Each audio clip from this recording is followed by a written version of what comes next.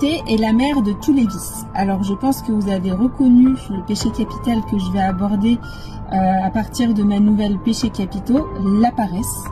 Et je commence le chapitre 2 par cette citation: « La moquerie et la légèreté conduisent l'homme à la déchéance. » Et enfin, le début: « La lune brillait dans l'écrin sombre du ciel spectral, et l'eau de la fontaine jaillissait en trombe brutale. La vasque du bassin se remplissait démesurément. Les insectes, les sauterelles, les grillons crissaient en harmonie, enfouis sous l'herbe du domaine.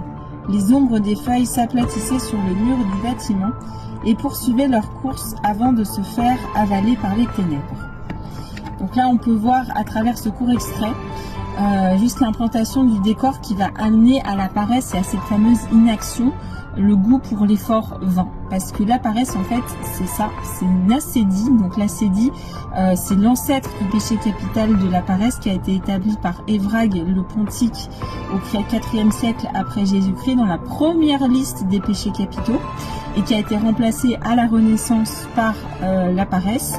Et donc la paresse, elle va mener à une sorte de somnolence, d'oisiveté, d'indolence, mais aussi d'ennui face au monde qui nous entoure. Et elle est fabuleusement incarnée par le personnage principal d'Oblomov, tiré du roman éponyme de Gontcharov, qui justement va jouer avec cette flemme de vivre, avec cette dissidence par rapport au monde qui l'entoure.